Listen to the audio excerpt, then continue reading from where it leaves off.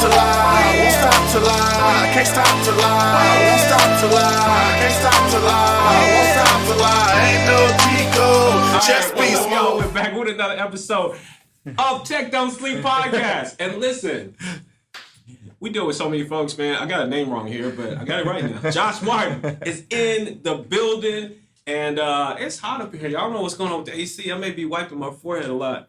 But Josh is with Aircall, which is a CCaaS vendor and provider for MitechPartners. So we're going to talk about Aircall. And by the way, CCaaS is contact center as a service. Mm-hmm. And we'll talk about the benefits of that service and the features there and what Josh's role is, man. So appreciate you coming in, man. Absolutely. Thanks for having me. Where are you coming in from? I'm coming from Atlanta. So I grew up in the suburbs of Atlanta, and that's where I kind of stayed. So that's where I came from. What suburb? I mean, are you familiar with Gwinnett County at all? Gwinnett County? No. It's about an hour north. So if you know where Brazelton is, that's where I'm at. So okay. So I'm familiar like Alpharetta. Yeah, that's close. About 30 minutes. 40 minutes. Okay. All right, cool. No, Atlanta's a good town, man. We do some business down there, so it's not too far. Yep. You know. Yep. So you were just telling me you were up here in Nashville for another event. So you do a lot of traveling. What is your role with Aircall, and tell us like why you're on the road so much? Sure. Yeah. So I am a channel account manager with Aircall. So I cover a good bit of Southeast territory. So, Georgia, Florida, the Carolinas, a little bit of Tennessee. Okay. So I travel and work with and talk to people like you and go to events and make sure my awesome partners are being taken care of, right? And doing events like this and podcasts and kind of putting the word out there for Aircall. Yeah. And just so folks may not be familiar like with Aircall is, like I mentioned, a CCaaS company, right? So explain to us, what CCaaS is. I kind of gave the definition or the acronym there. And then why a business would use this service? Sure. So as Bill mentioned, CCaaS stands for Contact Center as a Service. So have you guys talked about UCaaS at all on this podcast? Definitely talked about UCaaS. So CCaaS and UCaaS both kind of play in the same sandbox in that they're hosted VoIP phone solutions. The difference, though, between CCaaS and UCaaS, a lot of times UCaaS is going to be more internal collaboration, and sometimes it might just be a dial tone, where CCaaS is going to be a more robust inbound and outbound software phone solution, right? Yeah. So when calls are coming in and calls are going out, you're going to have a lot more analytics and data and reporting that you can actually pull from the solution, where you might not be able to do that as much with some more basic solutions. So is it more so for a call center only, or why would a business get this service if they don't have a call center? Yeah, well, I guess that's the question, right? So whenever we're kind of discovering new business, a really simple question that doesn't go over really well is if you ask, hey, do you guys have a call center? A lot of times people will say no because they don't really associate themselves with that. Yeah, but the reality is, do you guys have remote workers?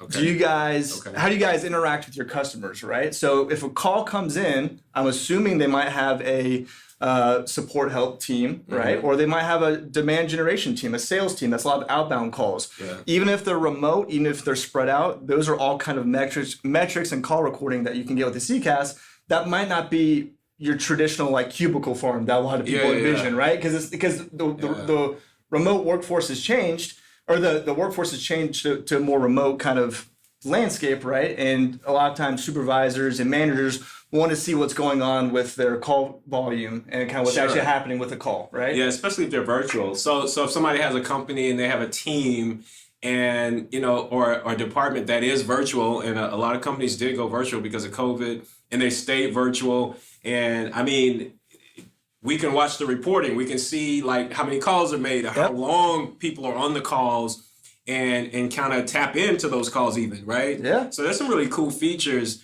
that come with this. So let's talk about a couple of them, because I know for training purposes, I forgot what it's called, but what's it called where somebody can kind of tap into a call? You talking about like call whispering and call barging? Yeah, so explain the difference between call whispering and call barging. Yeah, and what circumstance like a company would use it. So for example, for one of your prospects, one of your customers, maybe they have a help desk team, right? And they have a representative that's trying to resolve maybe like a billing issue, like or a ticket, right? And they're on the phone with one of their customers, right, or one of their clients, okay? Call comes in, they're talking to the customer. Well, what if it's a new rep, right? It's a new employee. It's a new employee, and they're maybe having a little bit of trouble, maybe with like an objection, or that maybe the customer's getting angry. Well, how can we solve that? Well, a manager can actually either do two things. They can listen in on the call, right? Yeah. Or they can actually whisper to the rep and kind of coach them through that without the end user actually hearing. So when you say whisper to the rep, you're not saying literally whisper. Yeah. So you're saying like through the manager's phone or soft phone, they can initiate this engagement. Correct. So call whisper, it's just a feature, right? Gotcha. It allows them to talk to the rep without the end user actually hearing what they're saying. So you can kind of coach through like, hey, respond this way. Or if it's going really poorly, or maybe it just, a manager needs to take over, they can actually barge in and completely take over the call and remove the rep from the situation if it gets kind of dicey. It doesn't always have to get dicey. Sometimes it's just helpful just for it to get transferred to a manager, but it can't, it can't happen, right? No, I mean, and I think it's good. I mentioned for training, but I mean, you can do this like with a virtual team or if your team is like all internal. But it's a good opportunity to on-the-job training, really. Mm-hmm. What are some other cool features like that we normally would not get with a traditional phone system or even UCaaS? Yeah, so typically you'll have some kind of version of a power dialer, right? So you might have like a really heavy sales outbound team that's dialing and making a ton of calls that they manually have to pick up their phone and initiate the next call. A power dialer, is going to allow you to make consecutive calls without the user actually having to initiate those calls. So as soon as the call hangs up, it's going to go, maybe it gives them like a 5-second wait time to go to the next call, and it's going to go ahead and initiate the next call without them getting out of sequence, right? So you might have some power dialer features. You might have some more like KPI reporting. So if you want to see how long your hold times are, if you want to see call recordings and actually see what's happening in the conversation. Sometimes you don't get that with the UCaaS. Sometimes you do. And also integrations are really big. So a lot of our customers have some kind of CRM or help desk tool, right? So Salesforce is super popular. HubSpot, Zendesk, Zoho, we have over 100 integrations. And our CCaaS platform will actually play really well with whatever tool that they're using. And those call recordings will get integrated. Those notes, right? So if you want to disposition a call, call comes in, billing issue resolved. You want to disposition it, you can actually filter work. You can actually create workflows, for example, like in HubSpot or Salesforce, off those call tags and dispositioning that you can't necessarily do with a UCaaS solution. No, that's sweet. And you mentioned the integrations like with CRM. So if a customer calls in, they're already in your CRM. What happens on the screen? Does something unique happen on the screen if that existing customer calls in or prospect? So think of a contact record in the CRM, right? So if a call comes in and there's a phone number associated with that contact record, that agent or that rep that is using that computer or the phone, it will automatically go to that contact record. So they don't have to search for it, and all the notes will already be there from that contact record. Yeah, and that's why I know on Aircall's website it says customer centric or something like that, and that's that's pretty cool because if the phone number pops up usually, but if that customer's name pops up, their record pops up, you can answer the phone. And all the previous notes from maybe previous issues, right? Yeah, they're in the CRM. So pretty cool. Is there any AI involved or integrated as well? So that is on the roadmap for 2022. We're seeing kind of more live transcription and kind of AI features coming into our platform. Our CCaaS is really going to fit well in the SMB and mid-market space. So you'll see there's kind of a gap between a basic UCaaS need and an enterprise CCaaS need. And I don't know the last time you've bitted out a CCaaS solution, but when's the last time you bitted out a CCaaS solution? Probably a year ago. Okay. Big, opportunity. Was it big? Like how many seats? Like 100. Okay, 100 seats. Do you remember, you don't have to name the provider, but do you remember like what the onboarding fees were by any chance? It was about $20,000. Yeah. So you have onboarding fees of $20,000. I was talking training and all that. And I was talking to a partner, one of our resellers, I don't know, about a week or two ago, and they were bidding out like a 200 seat solution for one of their customers. And you want to guess what the onboarding fee was for that competitor? What was it? Take a guess. $40,000. Higher. 100. $115,000 for 200 seats. $150,000 one-time upfront fee, and the onboarding is offshore and contracted. The implementation is offshore and contracted. Wow. Customer service is offshore and contracted, right? And like, these are our problems that we see a lot. And so all of our onboarding, contracting, implementation is badged Aircall employees from the New York office. We don't offshore anything. We don't contract it. So porting, implementation, setup is all our employees, and we don't charge anything for onboarding. So their implementation process is a big deal. And typically, I don't know, you do a lot of technology implementation. Would you say that's kind of one of the biggest points of contention is the onboarding process? That's typically where issues arise, right? And we try to make that as smooth as possible for the customer. Yeah. So if you're filling in that gap, what's the sweet spot in terms of business size for Aircall? Yeah. So I kind of mentioned SMB and mid-market, right? So we start at 3 users, and while we do have a few big accounts that are a few thousand seats, we like to stay 3 to about 500, and honestly, a lot of our seat counts we kind of see like under like 150. So you'll do a business as small as 3 seats, and I guess you're saying about 100, 150. Yeah, and we'll take on larger ones. It just depends on what features they need. So if they need more advanced AI features, and some CCaaS providers actually offer like sentiment analysis, so it actually measure what the customer or the end user is actually kind of feeling, and we'll measure their tone of voice, and you can filter data on that. I would hope that's coming on the roadmap. I'm not sure, but there's a few things like that come out of premium that a lot of your SMB and mid-market customers don't care to have, and it's expensive, right? So we find in the industry, CCaaS typically sits around an average seat cost about $140 per user. We're going to be at an average seat cost about $40 per user. So it's a pretty massive difference when you're talking what industry averages look like from a CCaaS play. And then you're providing the same features or benefits. Most of them, right? Most of them. So again, the majority of customers are going to use. That's right, especially in the SMB and mid-market space. Yeah. So how long you been with Aircall? I come up on my year anniversary. What? Yep. So how'd you get the Aircall? And what's down the road for you, man? Yeah. Okay, let me ask you like this. What is as a channel manager, what is your goal, I guess, of your job? Like, you know what I mean? Yeah. No, so I came, my first job out of college, believe it or not, was with Enterprise Rent-A-Car. And that was, of course, that was just I learned a lot. Did you like it? I liked it from how much I learned and how to work with customers. But man, I think I got cussed out every week, and and how long did you work there? About like a year and a half or so. So then I came over to AT&T and kind of got into the direct side of sales, and then I got into the channel at AT&T so I was at AT&T for a couple of years before I came over to Aircall. But ultimately, what's great about Aircall is there's a lot of creative liberty to build a cool program of what we're doing as far as working with people like you guys. And I would love to just continue to help grow this program.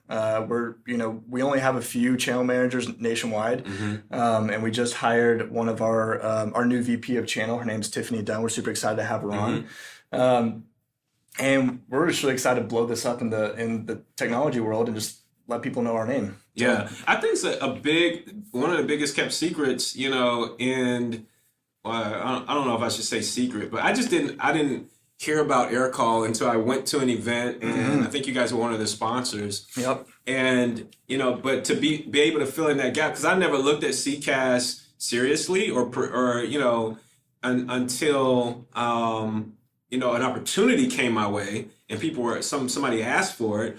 And but I always saw it as the big call center thing. Yeah, and like you said, so there's that gap. Well, there's a gap, right? Because you have scaling companies that need that, but they're not willing to make the switch because the budget constraints. The investment's too big for them. They can't make that jump. That's where we try to fit in. Yeah, no, that's good. Always filling in the gaps. So give us an idea of kind of a case study, right? Sure. Like a customer that you took on who maybe didn't even have CCaaS before, and how you onboarded them or implemented Aircall and the results. Yeah. So I'll give you an example. So a couple months ago, we onboarded an insurance brokerage. I think like a couple years ago, they started out as a 2-man shop. Okay. Over the past couple of years, they've blown up. So now they have about like 100, 150 employees, but they were still on their original, just basic UCaaS solution. Okay. So naturally what happened was, what happens? Call volumes go up. So they need to, they're struggling to hire more people for their inbound customer service teams and their outbound demand generation teams. And what basically happened was, because they were only on a UCaaS solution, they were missing all kinds of calls because they had no kind of IVR. So IVR stands, it's kind of like that press 1 for this department, press 2 for this, press 3 for this. They didn't have that. They were missing all kinds of calls, and they had no idea why they were missing the calls. So another thing a CCaaS solution does that a UCaaS solution might not always do is it will tell you why you're missing calls. So is it because no agent was available to answer the call? Is it because there was one and they decided not to pick up the call? Okay, well, why did they decide to not pick up the call? Was there no agent available? Do we need to hire more people? Was it outside of business hours? And do we need to adjust our business hours? Did they get to the IVR and it was an automated attendant and it was too long?